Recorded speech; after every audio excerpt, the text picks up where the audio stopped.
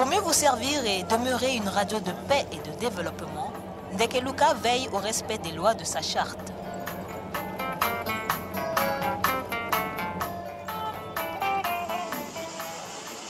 Nous allons démarrer ce week-end, demain, une nouvelle émission, Justice pour tous, une émission sur de vulgarisation du droit dans le cadre du suivi des États généraux de la justice.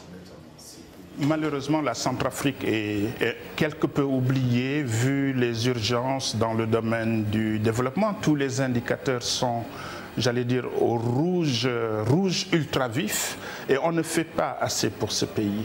Or, dans le domaine qui est celui de Radio Ndekeluka, on s'investit énormément pour résorber un déficit en messages d'éveil et de communication, en attendant des actions, j'allais dire, plus pertinentes de la part des autres bailleurs de fonds dans les autres secteurs tout aussi prioritaires pour le développement de ce pays. Le pays a vécu plusieurs pillages ces dernières années. Aujourd'hui, l'économie est au plus bas, l'insécurité et la pauvreté se sont installées. Toute l'activité du pays se concentre à Bangui, la capitale.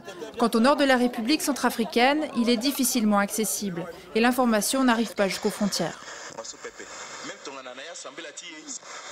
Je préférais mieux que cette radio s'étende jusqu'au fin fond du pays pour permettre aux gens reculés de suivre aussi la radio comme nous ici à PK12. Ça ferait du bien.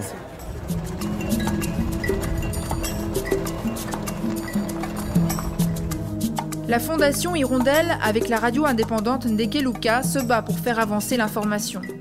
Pour être reçue un peu plus loin dans le pays, la radio Ndekeluka se sert d'une station relais installée par une ONG américaine.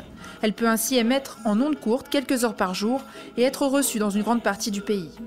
Eh bien voilà, le programme prévoit d'ici là de la musique variée jusqu'à 15h30, l'heure à laquelle nous allons retrouver nos amis de la radio Ndekeluka. La radio Ndekeluka fait partie des radios qui se battent très bien comme ça pour le développement du pays.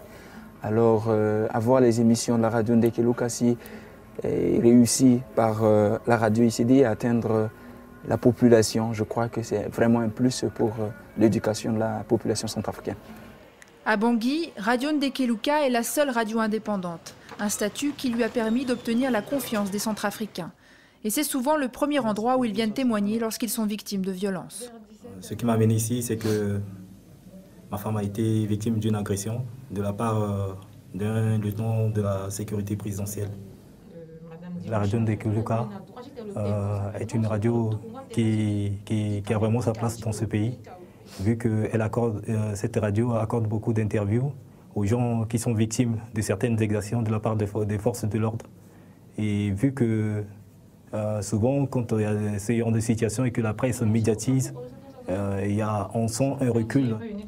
Je pense que non, ça aboutira, il y aura quelque chose. J'ai espoir et j'ai confiance. Je sais qu'un jour dans ce pays, ça changera.